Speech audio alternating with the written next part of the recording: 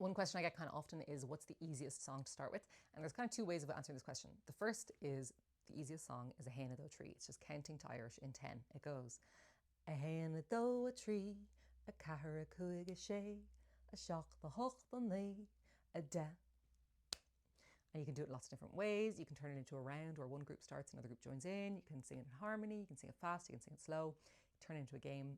The other approach is that you take any one of the songs and you take the easiest part of that song and turn it into a call and response song.